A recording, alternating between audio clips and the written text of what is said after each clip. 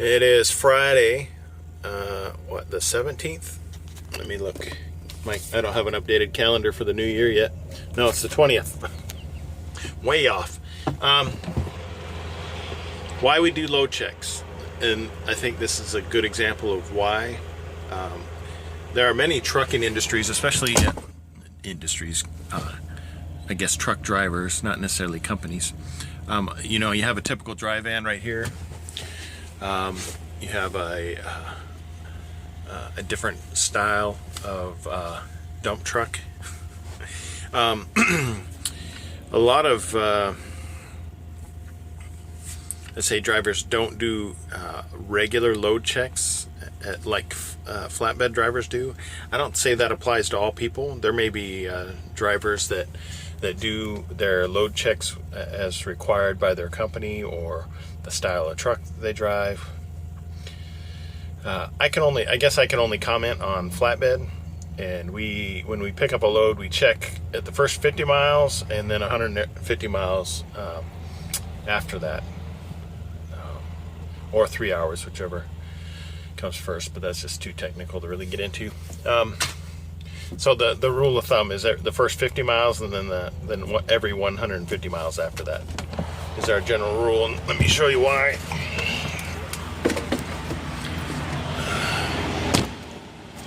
So I've got a very light load today that I'm taking home, but I've developed a tear which if I didn't do my load checks, if I just drove all the way home, that could possibly grow and it will grow and then completely rip the front of the tarp open and possibly pull the tarp back, because that's opening up in the front. I also check, this is how you're able to check your chains, because it's below the rub rail, and you're able to tell if it's loose or all. But what I'm gonna sorry, I gotta itch my eye. These are slitted coils stacked up on 4x4s, and there's 4 stacks of it, and it only weighs 14,000 pounds, so it's a rather light load. But on top of the load, I've got 2 timbers that form like a teepee on the top so the rain comes off. Well, before I put that on, I actually put a canvas tarp on in order to protect my vinyl tarp. Well, apparently when I put my vinyl tarp on and it was adjusting it for getting ready to bungee it down, it looks like it had pulled my canvas tarp back off of the sharp edges of the coil that comes around. And so a rip is begun because it's cutting on that sharp edge, which is what I put the canvas tarp on to prevent. So now I'm going to take the time now to untarp a portion of this, hopefully be able to readjust the canvas, and then once the canvas is where it needs to be, then I will repair that slice up there. I had just washed my truck like 2 days ago, and you wouldn't know it.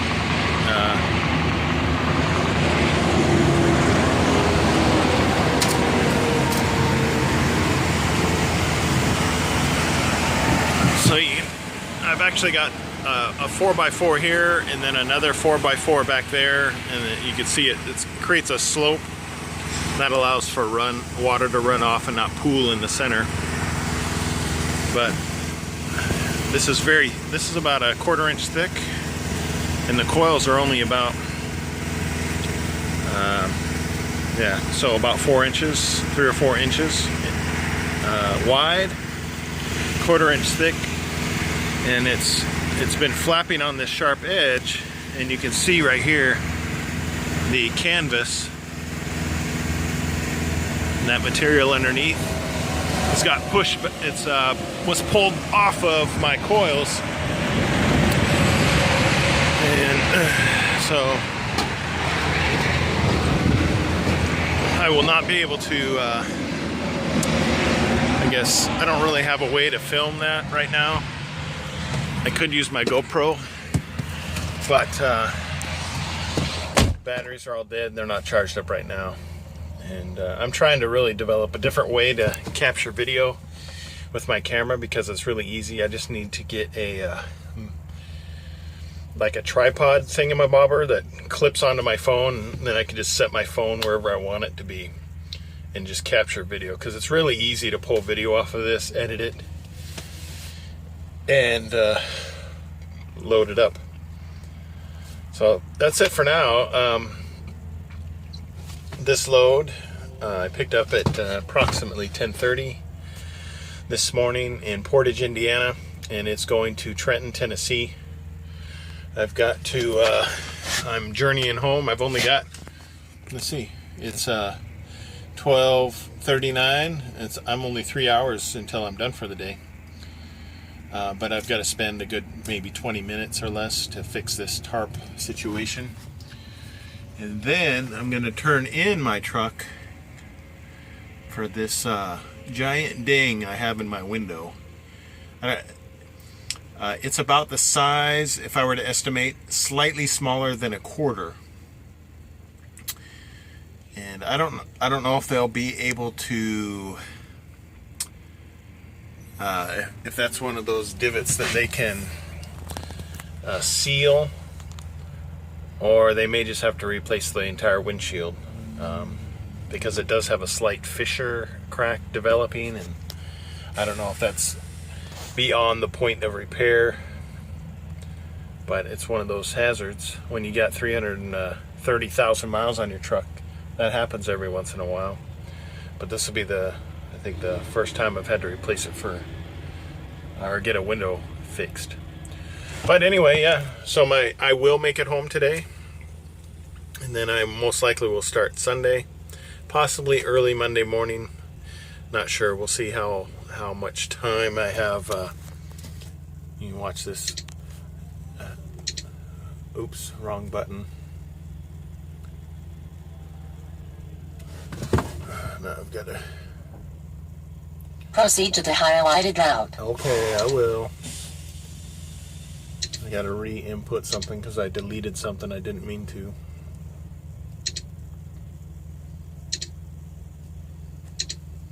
And I would show it, but my hands don't operate that way.